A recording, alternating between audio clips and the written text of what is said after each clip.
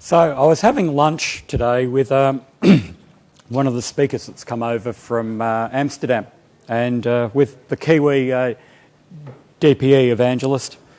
And the guy from Amsterdam actually lives near Zealand. So I'm thinking about this, and I asked the Kiwi DPE evangelist, I said, has there been much talk ever of changing the name New Zealand to the traditional name, which is Aotearoa? Oh, sorry, what is it? Someone? Okay. And he said, nah. And I said, well, I think I can think up a perfectly convincing argument to New Zealanders as to why they should change the name. And he said, I don't know, it'd have to be pretty good. And I said, well, think about web forms. When you're filling out a web form and you're filling out which country you're in, and you click on it and it's got everything in alphabetical order. And he said, yeah. And I said, there's an even better one. That word would become before Australia. So New Zealand would always be on the list above Australia. And he said, you're bloody brilliant. My brother's a Kiwi, so I understand a little bit about things. We actually lived here when I was very young. So I was born in Australia. We lived here for a couple of years down in Wellington and then moved back before I went to kindergarten. So I've got some prizes to give away before we start. Woo! I've just had my first course published on Pluralsight. Those of you who know who I am will know that I have written many books for Microsoft Press. I've just finished my 30th. But I'm also now doing stuff for Pluralsight. Pluralsight's just taken over Train Signal. And so it's an online site which you go to and you basically watch videos that teach you the same stuff that I would normally go and put in a book. I'm still going to be writing the books, but I'm also going to be doing the video content. Just had my first course published there, and it's a 5-hour introduction to Windows Azure Infrastructure as a Service. So for those of you that weren't at my session on Minecraft on Azure, where I introduced it in a fun way, and we had a lot of... Anybody here in that session? Yeah, a few, and hopefully you had fun. It was an interesting way of doing it. I've got a course now. I'll just ask a question, first person to answer it. I've got 3 sets of 6-month subscriptions to Pluralsight in the form of 1-month cards. So you just go in and sign up and then you can renew using these codes. What year was DPM first released? Okay, so who was... Yep, oh, you come up. I'm never going to get back down. Who here remembers the name of the evangelist who used to come down from Microsoft in... Pardon? No. The DPM evangelist who used to come down. The guy used to talk about DPM. Yep. J-Buff. Win. J-Buff's the guy that got me into speaking a lot at different events overseas. And he's a great guy, but he's no longer with DPM. Okay, last question. Which year did Windows Azure Infrastructure as a Service provide recovery services? Yep. This year, correct. There you go. Dude, I've got to come... Okay, so this is DPM, Windows Server and Azure Backup. So in this session, I'm going to cover why on earth would you back up to Azure. I'll talk about how you set up Azure in terms of backup vaults and vault certificates. We'll perform a backup using the Windows Azure Backup Client. That's a per server backup. And we'll also back up to Azure using DPM. So, why Azure? The trouble with offsite backup. Who here has a great experience in moving data offsite? Anybody? Who here has a miserable experience with moving data offsite? Okay. The rest of you, I assume, are either having very middling experiences or not moving your data offsite. Who's not moving any data offsite whatsoever? Okay. No worries. You're not going to put up your hands. We can work on that. Offsite backup's really critical. It's critical because sometimes you get hit by something that simply wipes out all of your, wherever your tapes are or wherever your SAN is. For example, a couple of years ago in the Queensland floods, the Brisbane River flooded. And what happened was in the central business district, most of the central business district went under water. Now, there were a large number of people who should have bloody well known better, who had their data centres sitting in the basement of central business district buildings. So needless to say, the water came up and it flowed down to the lowest point. And these people lost all of their equipment. And some of them had all of their data stored in other rooms there. They were all nice in locked vaults. That's fantastic, except for when you've got several days of being underwater, your recoverability goes down. So off-site backup is one of those ways of ensuring that you're getting your data regularly off-site. The problem is it's cumbersome and costly. Traditionally, we used to do it by getting a courier to come and take data to an off-site location.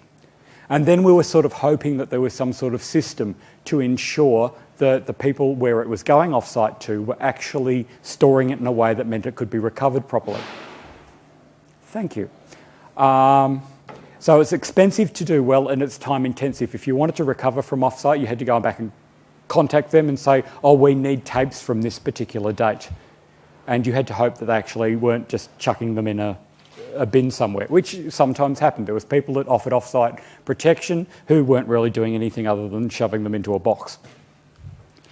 So the way of understanding DPM, Windows Azure Backup, is to understand that it is a replacement, not a replacement for, but an addition to your existing on-site backups, but it is not a replacement for your long-term retention needs. It sort of sits in the middle. It allows you would still continue to back up frequently on site. So if you're using DPM, you still can snap every 15 minutes to your local storage array. And then you would take the same data, or the critical parts of that data, only the stuff that you couldn't replace by install from media and so on, and then you can sync that up to the cloud. Then, on a weekly basis, you would go and then meet your retention responsibilities by doing an export to tape, which would be taken to a long-term vault. But the idea of that long-term vault would be that you wouldn't be recovering from that except for in exceptional circumstances where, for example, there was a discovery request that your firm was trying to deal with. With Windows as your backup, you are still going to be performing most of your restore operations on site. What it is a way of getting that absolutely critical stuff that is user-generated, the data that can't be recovered, except for manually if it's lost, to another location. And the costs involved are so small that it becomes more of an option, especially if your organisation has an existing Windows Azure subscription. So it's not yet a fully featured solution. And by that, I mean that there are cloud providers out there, for example, Iron Mountain, who not only will allow you to back up to the cloud, but will offer you the ability to actually extract data from that backups, and they'll put it in tape and then they'll go and put it in storage for 7 years. Azure doesn't do that. There's no recovery from tape. You can't ring up the Windows Azure data center and say, hey, I'd like a tape of this date. What you can do is you can hook up any client, configure the certificates, and then recover that data yourself, but it's all automated. The reason the costs are so low is that they've minimized the number of humans that are involved. Azure is all robots. So in terms of pricing, just to get an idea, this is the US pricing details. You only pay for the data that's stored. You do not pay for data that's going into Azure. You do pay for data that comes out of Azure. But as you know, with this sort of solution, you're not doing much in the way of restoration. So you pay for the data store. If you're on a pay-as-you-go Azure plan, that is, you get a monthly bill, you get the first 5 gig for free, and then each additional gig stored per month will cost you 25 cents.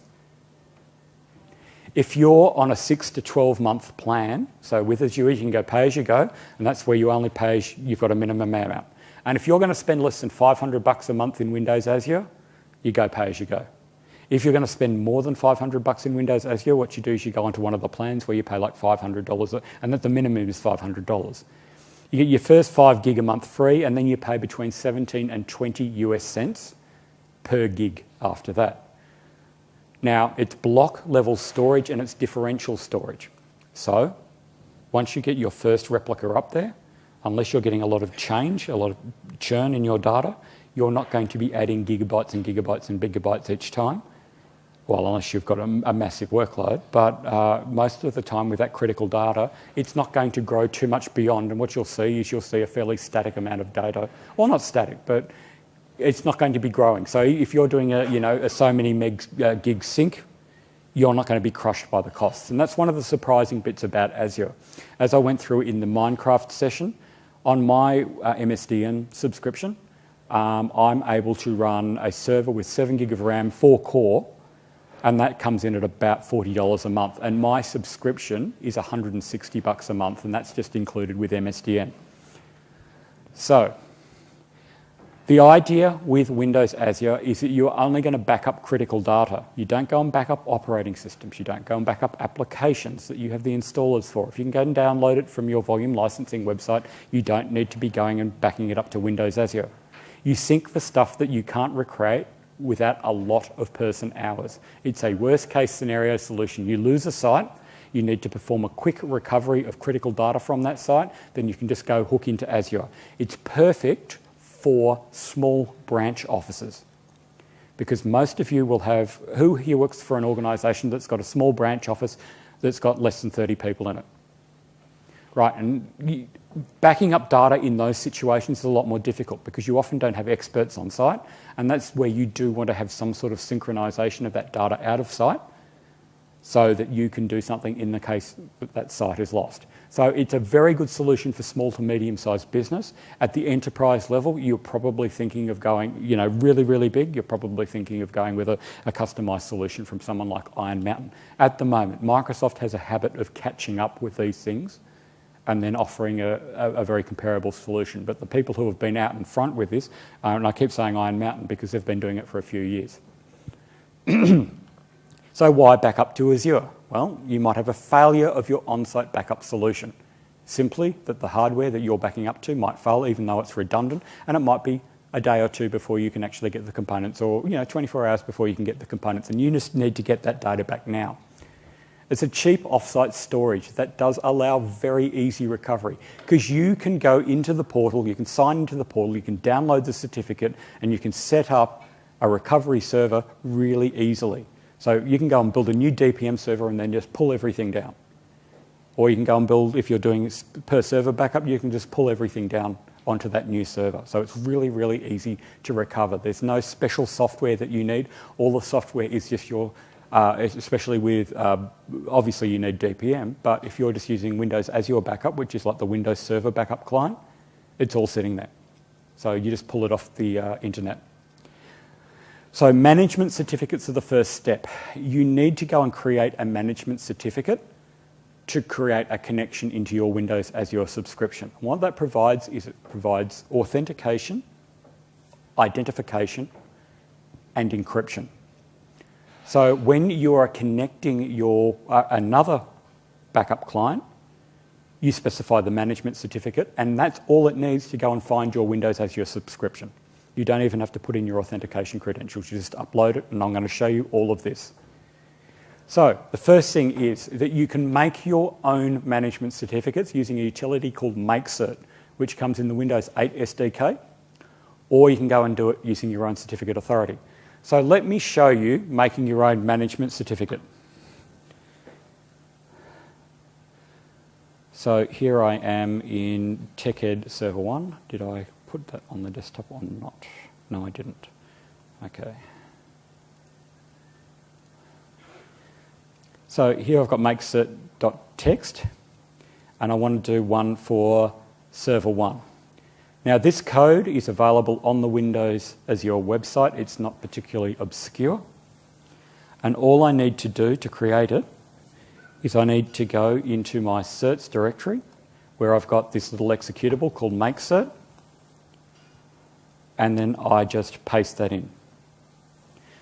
So what that does is it creates a certificate called TechEd-Server 1, which is the name, as you can see, of this particular computer.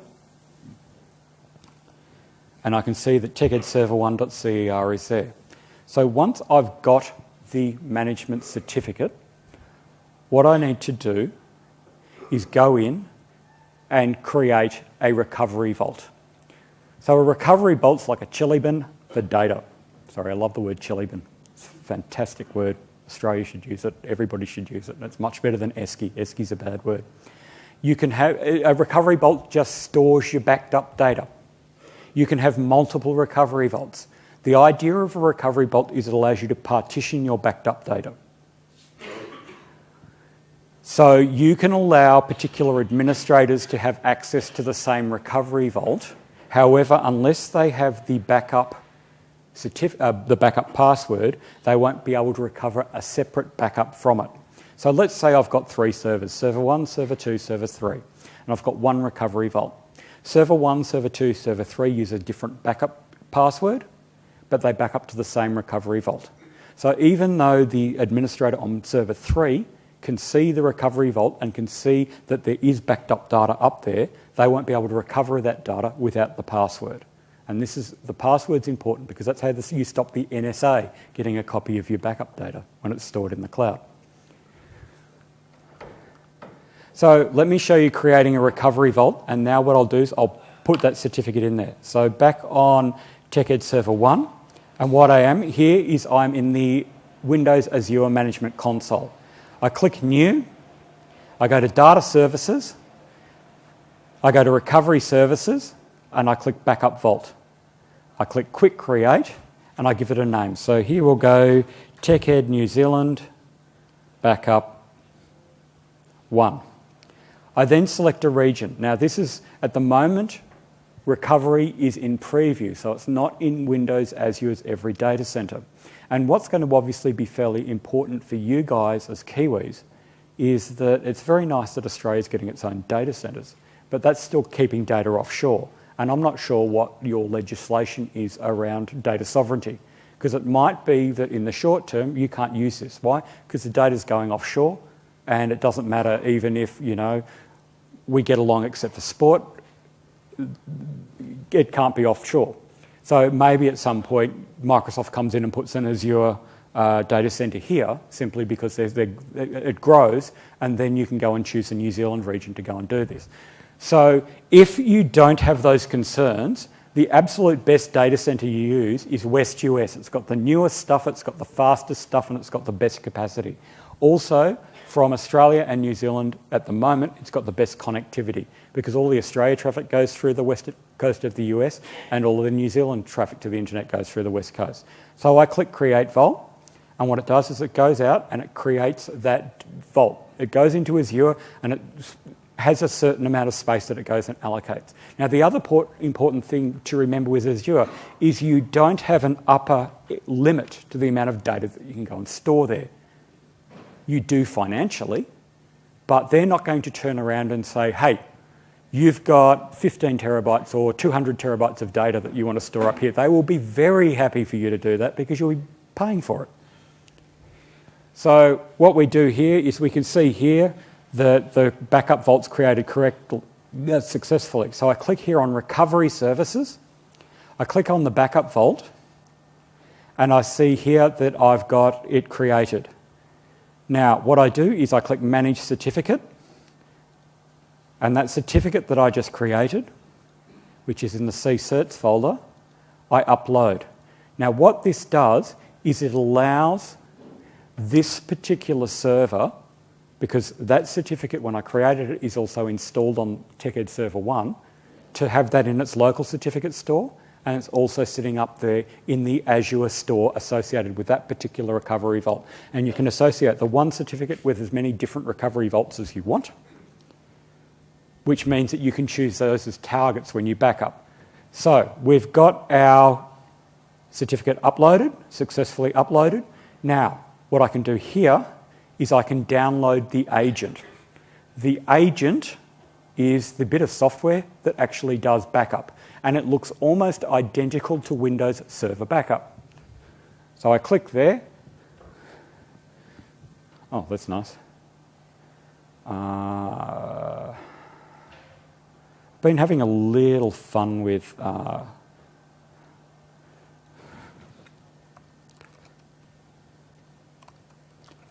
DNS resolution.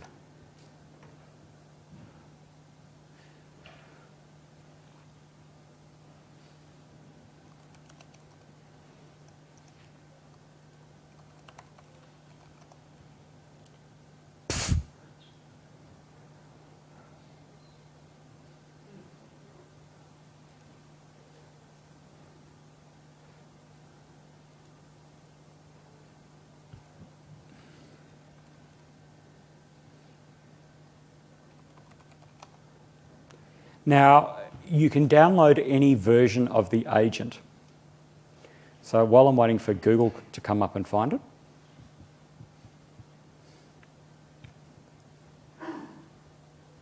Which OSs does it support Now, so this will support 2008, 2008 R2, 2012, 2012 R2.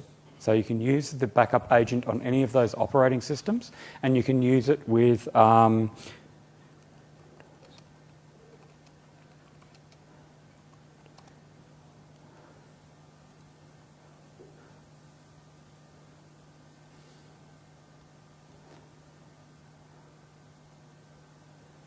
see if it's on one of these pages, if it's not going to give it to me straight from the console. And this usually works, it's just more that the internet here has been absolutely woeful. Pardon?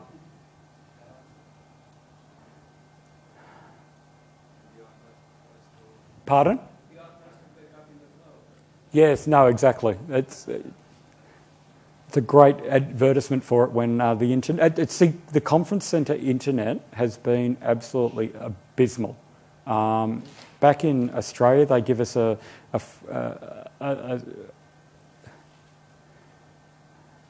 they give us the really, really good internet, and everything works really well. And here we get.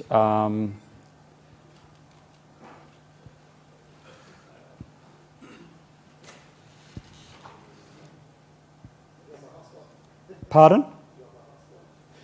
No, I've got my own. I'm just thinking I'll go and do that. Pardon? How's it going, by the way? So how many more Larry Ellisons do you have to kill before you get the... Pardon? 3. And how many's he got to win to catch you? He's stuffed. Great to see a rich bugger like that get taken down. I don't know if beating Australians is better than beating Larry Ellison, but if Larry Ellison was Australian and you were beating him, you guys would be over the moon. Come on. Sorry, what I'm doing here is I'm trying to find when I came over here, I went and bought myself a hotspot, and I found that Telecom New Zealand is not necessarily the most reliable thing in the world either.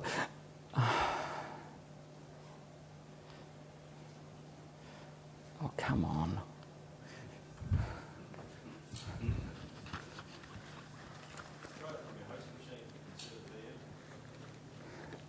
It might work, but yeah, okay.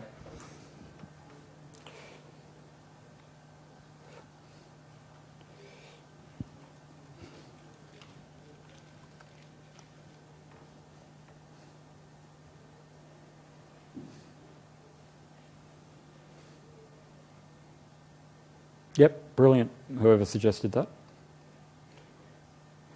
Let's see if it actually comes down. So I click Recovery Services, and what I do is click on the Backup Vault, click Download Agent, here we go. So what I'll do, I'll go Save As, and I'll go and put it in my drop folder.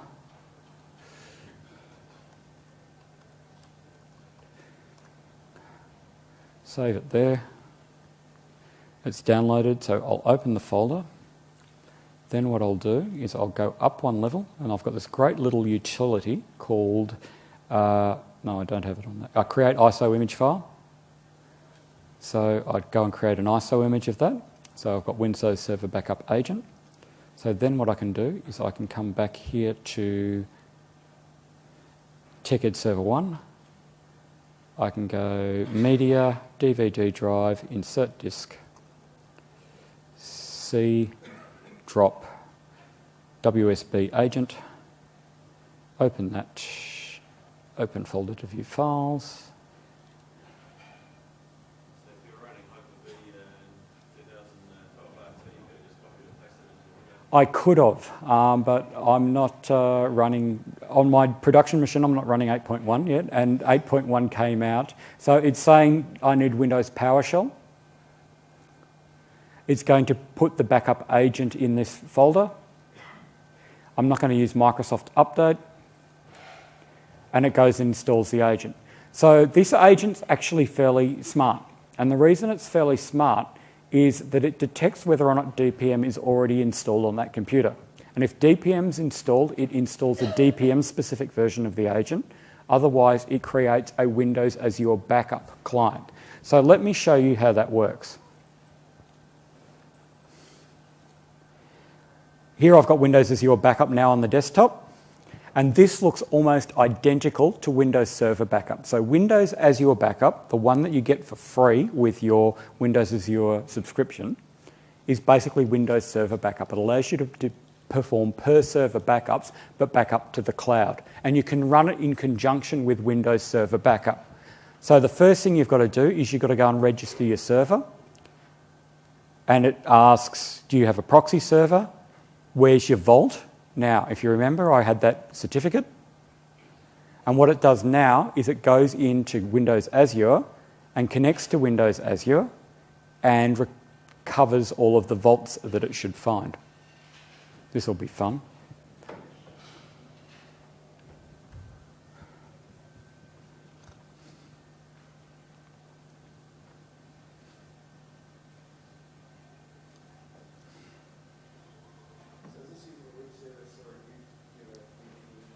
Oh, no, so this is just going straight over the internet. So I don't have a special VPN or anything like that, but what it does is it sets up an encrypted connection up to Windows Azure to go and find the Windows Azure, and then it queries Windows Azure based on the certificate identification. So what it says here is it's gone and found Windows Azure, and it's found that backup vault, and I can select any backup vault that I've uploaded that certificate to. It says there's my West US region, and that's my Windows Azure subscription ID.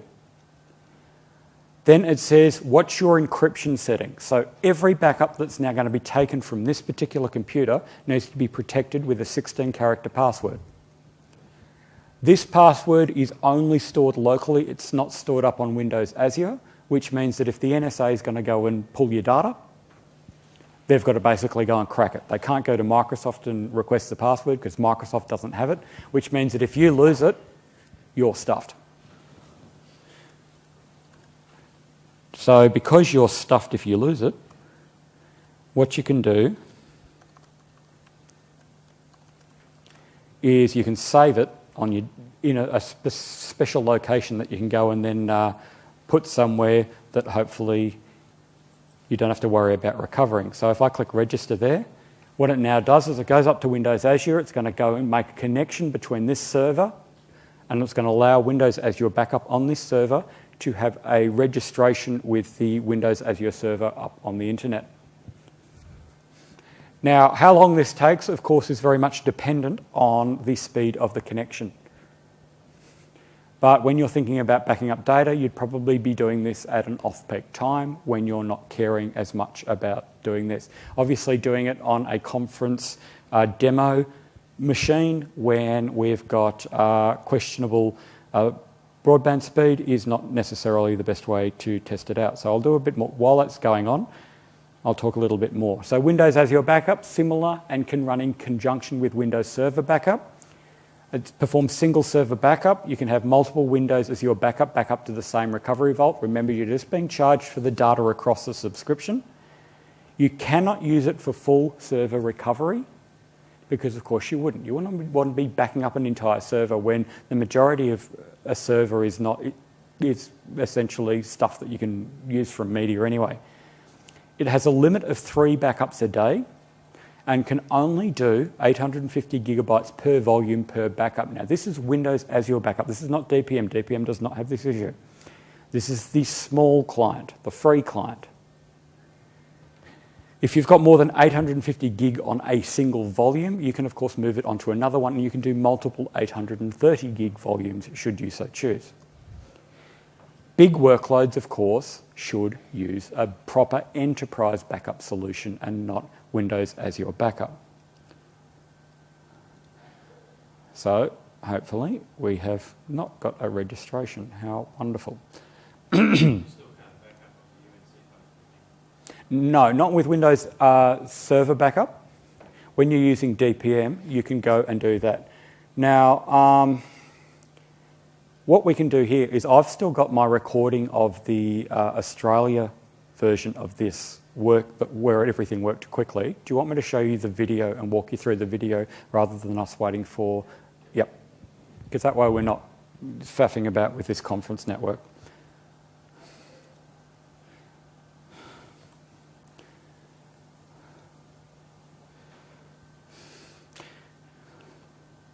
I love Camtasia Studio. I used to use it to record all my demos. I used to do every demo I ever did at TechEd. I pre-recorded, but this year I thought I'm going to do them all live, and they've all worked except for now. And the problem is when you're dependent on the cloud. Oops, that's not the one I wanted. Azure. No, sorry.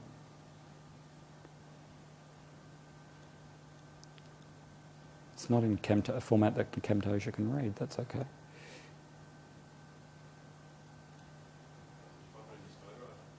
No, it's 1.4 gig. Okay, so let me just pull up to where we were. Pricing. Create certificate, blah, blah, blah. Create backup vault.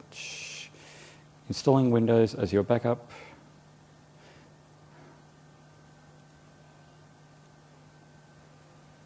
Okay, so what we're doing here is we've just, as we saw before, we're doing the vault identification, and I specified the vault that I want to back up to.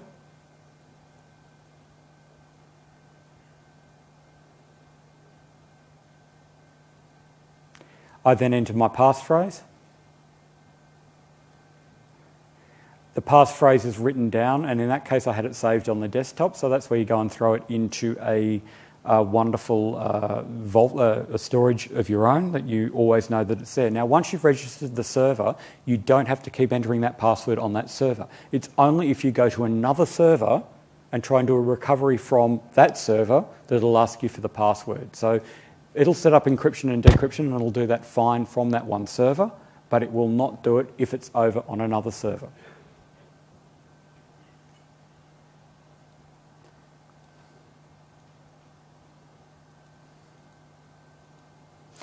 So the next thing we do is we go back and we configure a backup itself. Come on.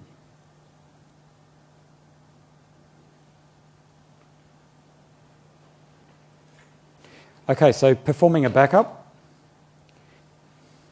is very much the same. You go through the Getting Started wizard and you specify what you want to back up. So select items to back up. In this case, I've said go and back up the critical files directory and the research directory. So here I've said I've got important document file 1, important file 2, important document 3, and important document 4. I can then do an exclusion. An exclusion allows you to do per file name removal of files. So you can get rid of TMP files, you can get rid of doc files, BMP files, MP3 files. You're saying I want everything in those folders, but I want you to exclude these specific types of files. So add exclusion. So I've done TMP on all files and folders.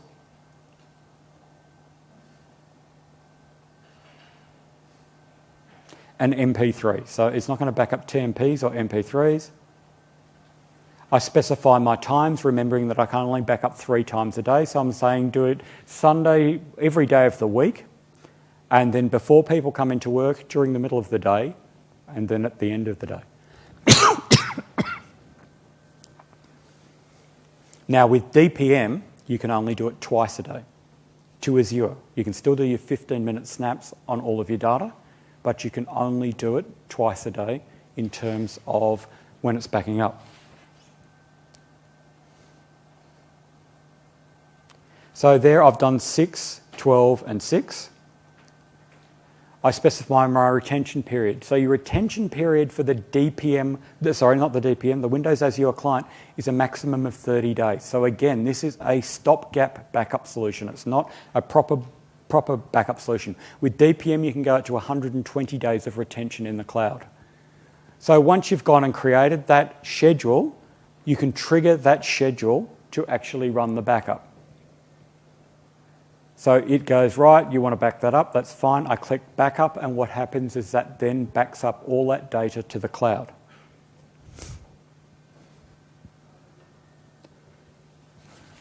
So it takes a snapshot, prepares the storage, and it rocks that data up to the cloud. So in terms of recovering it,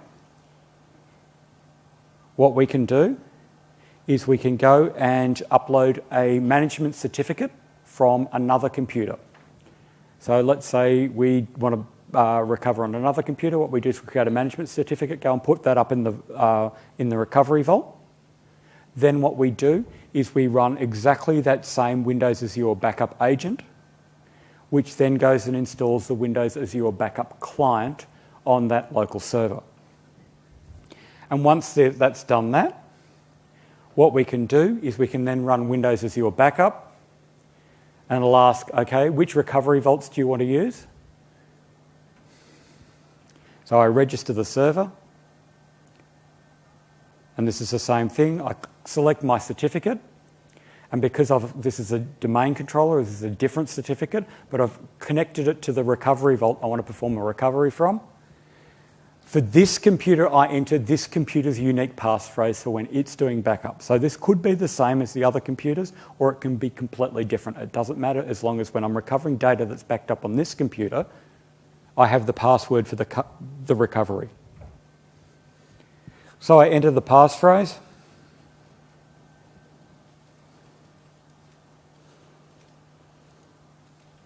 And you can see there, I've just done it as password. Now I do recovery. I select the recovery, it goes up to the vault and it says, well, is TechEd server 1.teched.internal? Is that where you want a recovery from? I say, yes, I want to go and browse for files on that server. I select the volume I want to recover from. So in this case, it's just C. I want to recover from, there's only one backup there. Here's the files and folders I can recover. So you've got C, and that'll be those important for text documents, just because, you know, this is a TechEd presentation. Now I specify, do I want to recover it locally or to another location? And of course, this being Windows Azure backup, like Windows Server backup, you can only recover to stuff that you have access to. It's not like DPM. If you've got an agent installed on it, you can recover a DPM workload to it. So I've gone recover to the C:\recovery folder. I can create copies, overwrite, or do not recover items.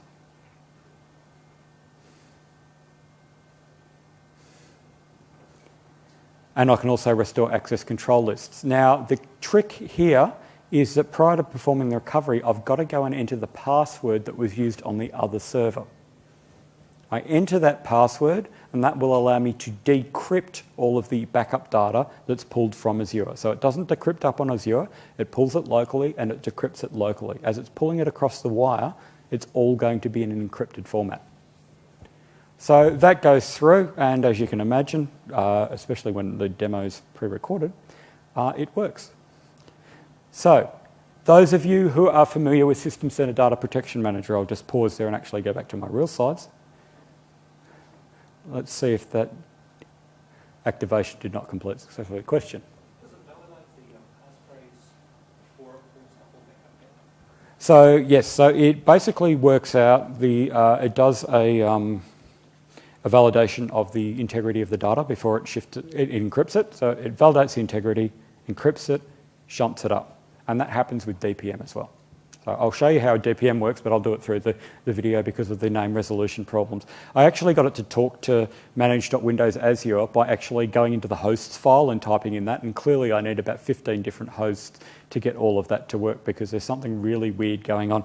I'm running a virtual network on my laptop that's then got a gateway out to the TechEd network that's then got a gateway out to the internet. And I think all of that network address translation for here, while it worked fine everywhere else, it hasn't worked here. So with DPM, you're able to back up. Everybody here knows that DPM is the solution developed by Microsoft to back up and recover Microsoft workloads. The whole reason that Microsoft developed DPM was that back in about 2002, they did an internal report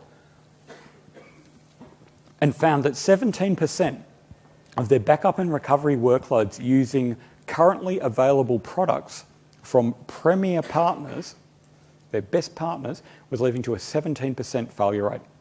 Now, that was failure rate because they were backing up and restoring from tape. Sometimes it was tape failure. Sometimes it was just the backup and recovery software was going AWOL. So what they decided was, we cannot have our customers having this experience, because why on earth would you want to have, almost a 1 in 6 chance of everything not being able to recover? So they decided to build DPM. DPM goes out, the DPM team talks to each of the other teams that they want to back up the workload of, such as SharePoint, and they say, how should we do this? And this is why you sometimes see features such as backup on Exchange. Backup on Exchange doesn't allow you to recover a mail message to a user's mailbox. And the reason is that the Exchange team has been very explicit in saying this is not supported. So there are other products out there that say, yes, we can recover a user's message to their mailbox through the recovery console. And Microsoft says, yes, but not supported. If this goes and completely trashes your Exchange mailbox database, don't come crying to us, because we have said explicitly that this has a chance of completely crashing your Exchange mailbox database. So Microsoft works with the particular product teams to try and provide a reliable way of backing up and recovering it. Microsoft arguments has always been there's one throat to choke. If you can't recover from Exchange when you're running Exchange on a Microsoft operating system, backing it up with a Microsoft backup product, it's Microsoft's fault. It's not anybody else's fault but Microsoft. So they've always given that one throat to choke sort of way of talking about it. Now, DPM allows a snapshot every 15 minutes, and then that can go out to your disk array. It can also then be exported out to your tapes. You can now also, twice a day, go out to Windows Azure or sync more frequently to another offsite DPM server. Now, there are products that offer much quicker retention than DPM. However, they also cost substantially more. Who here is licensed for System Center?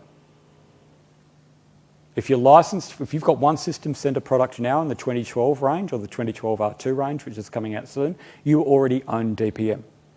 So DPM is basically the backup solution that you automatically get if you've already got Operations Manager or Config Manager in your environment.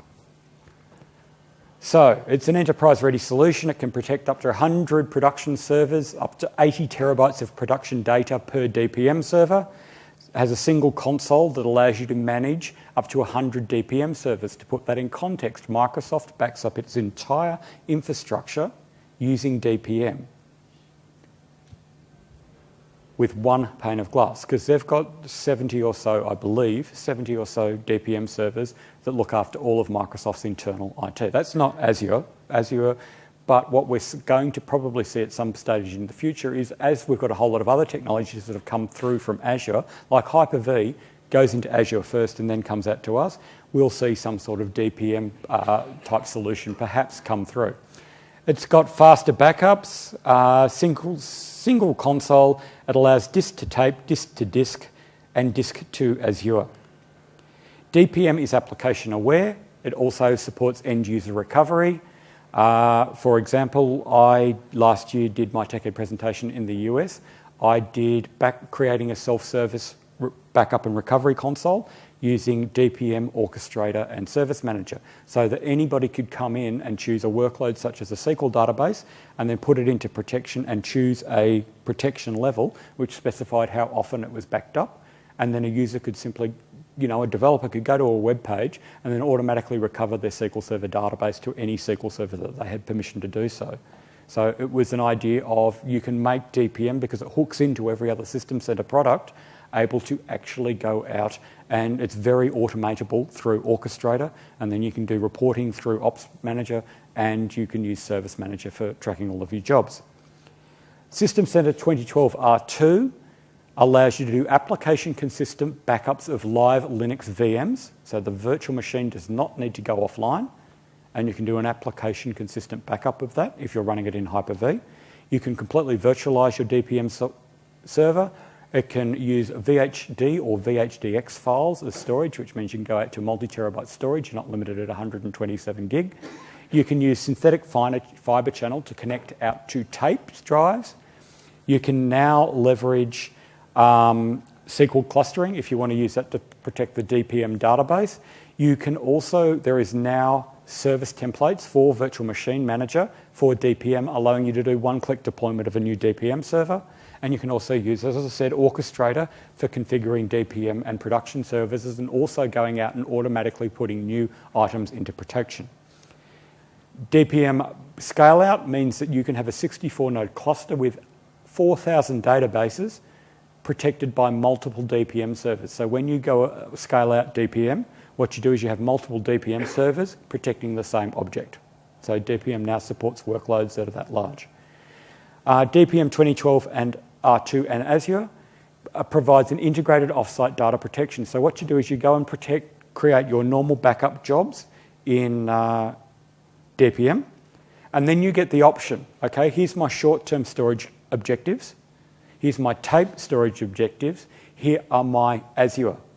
So you can have everything that's coming off a particular server being backed up to short-term disk and say, right, okay, out of everything that's on that server, I want these particular files and everything underneath them, they might be our file shares, to be backed up to Windows Azure as a part of the same protection group. So you create the protection group, you create the policies for that protection group, and that includes not only your short-term protection, but your protection out to Azure.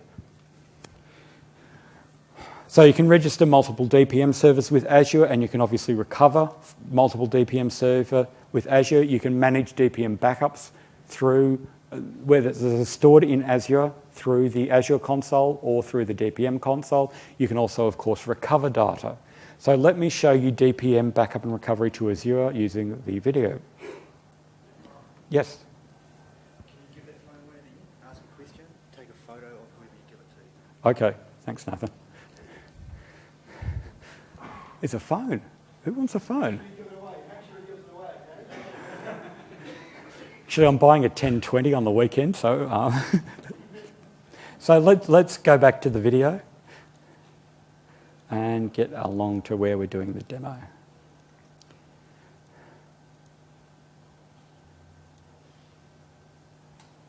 Okay, so the first step is going into the Windows Azure console, registering the management certificate for the DPM server with the console, with the recovery.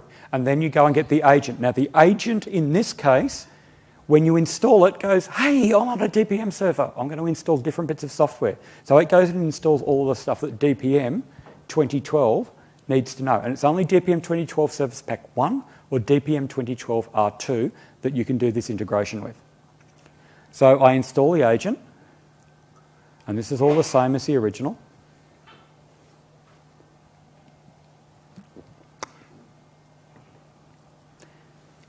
But now, when I go to the DPM console, what I can do is register the DPM server with Windows Azure. Again, assuming that you've got DNS resolution working and you're not sitting on a crappy conference network. So here, register server, I select the certificate, that's my management certificate, exactly the same one as I created earlier. I select it with a backup vault.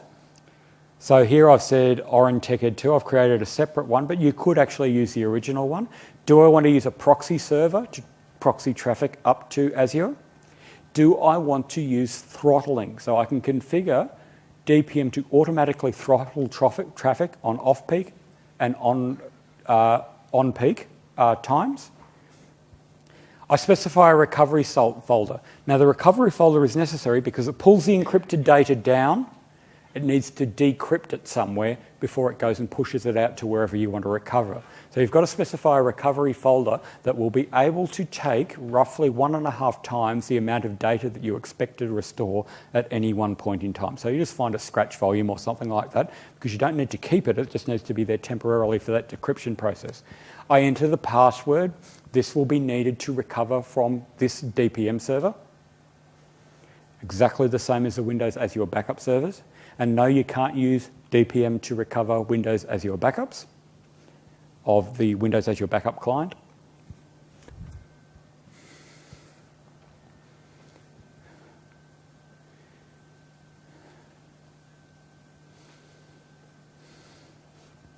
I register the server, it goes up, and it'll do it successfully, of course. No, you can just do straight back up to Azure. So you don't, it's obviously much better if you do, but you can, just do straight back up to Azure. And of course, the nice thing with DPM that the other one doesn't offer, of course, is that DPM allows you to go out and throw agents on a bunch of computers. So Windows Azure backup, you need to have Windows Azure backup running on every server.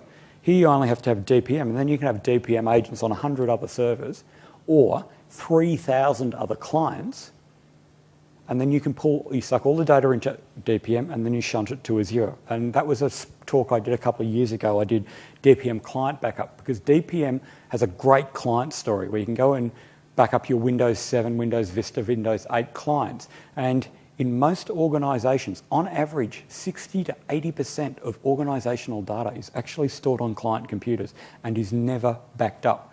And you don't notice it because you only lose one client computer at a time. And if you've got a fleet of 1,000 computers, that's a fraction of a percent. But to that person, the cost in productivity lost while they get a new machine and they've lost all of that unique data, you can say, well, you should have backed it up.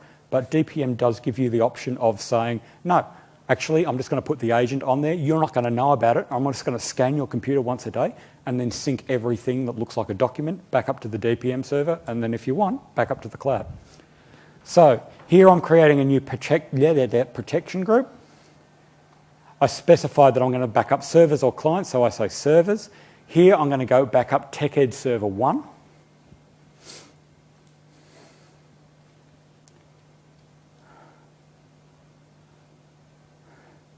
All volumes. Here we go, I'm going to do the critical files folder. I can also, if I want, do system state. I can do a full server backup. So what I select here is my full universe set. I can then, when I'm configuring my DPM to Azure, specify a subset of that to be backed up to the cloud. So this might be my entire short-term protection, or it might be different. I might do one for short-term protection, one for Azure protection. And of course, you've got long-term protection in terms of tape.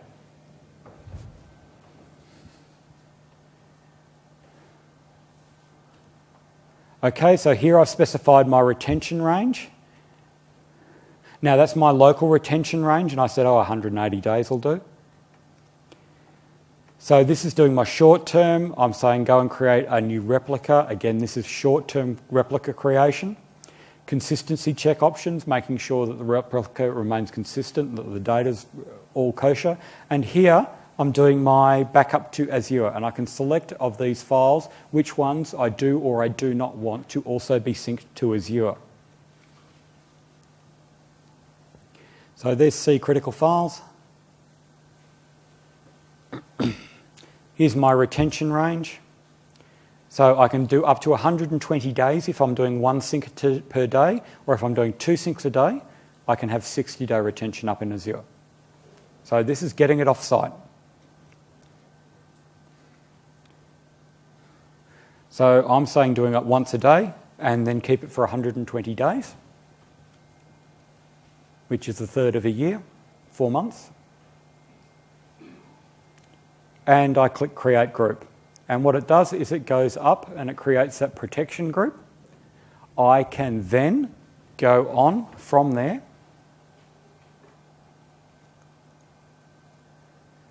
and create an online recovery point. You've got to wait for that first synchronization to be done.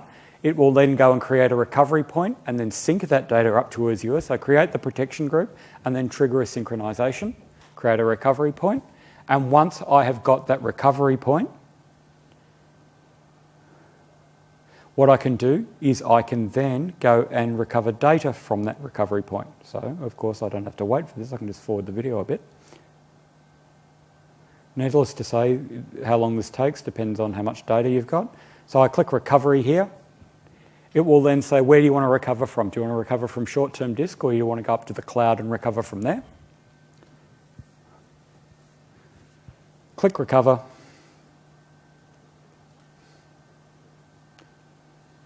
Now, do I want to recover locally or with, of course, it's DPM? Anywhere that's got a DPM agent installed, I can recover there. So I can recover to a remote server or I can recover locally.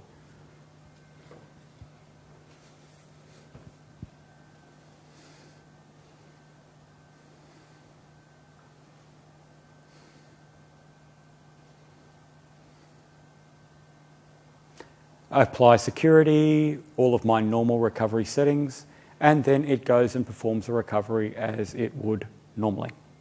So that's recovery using DPM and Windows Azure.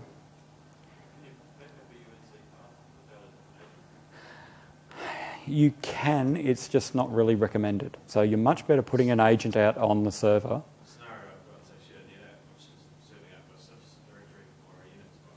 Oh, okay, yeah. That's where you're starting to get into unsupported territory. So remember that primarily DPM's story is we back up Microsoft workloads. So if you're going beyond that, then you might be wanting to look at, a particular green-coloured backup provider. And that's simply because they've got a different story to tell, because that's what their bread and butter is. DPM, to a certain extent, is part of the System Center suite, but it's not one like Config Manager or Ops Manager, which are the sexy parts of the System Center suite. So that's where, when you're starting to back up something that's looking a bit third-party like that, unless it's a Linux VM running in Hyper-V, then you start to get into a bit of problems. Any other questions? Yep. Before we were going through creating the online recovery point, there was an option for weekly as well. Yes. What is the maximum amount of weekly recovery points? Okay, so it depends with essentially what's going on in terms of retention is that if you've got Windows as your backup, the first one, you can do as many backups as you want. You just specify what your retention setting is. So it doesn't matter. You're just going to end up with a lot more data stored up there.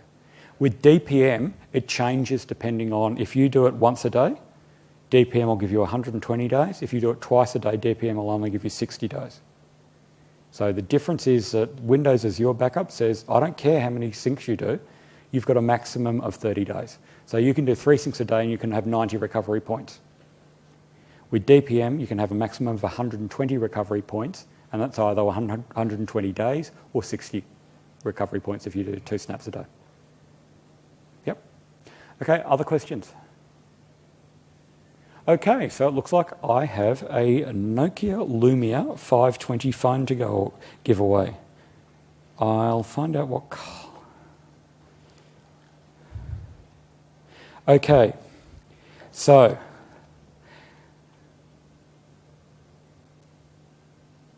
Put your hands up if you think the phone is going to be blue.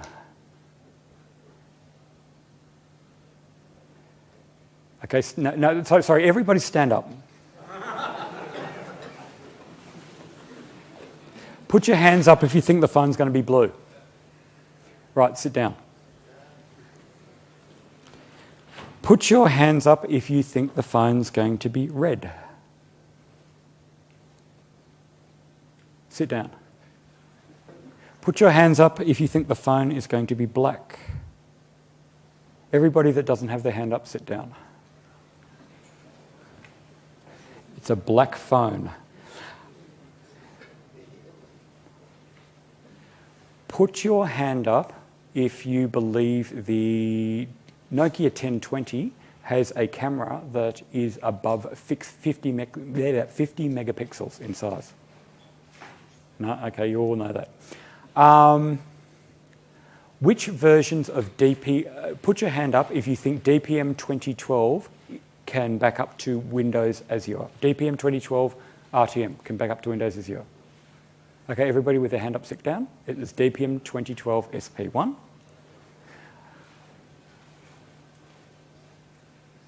First one to put their hand up.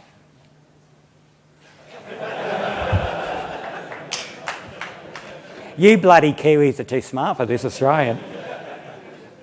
That's not going to work.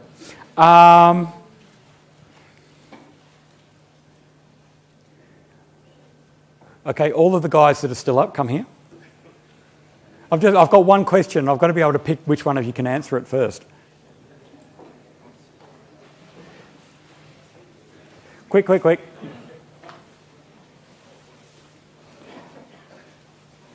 What was the name of the server and the folder that I backed up using Windows as your backup?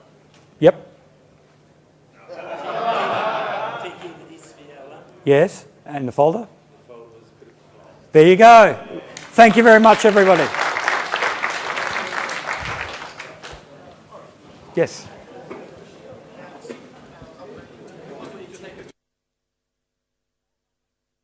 Fine, you've got to come back. I've got to take a photo of you.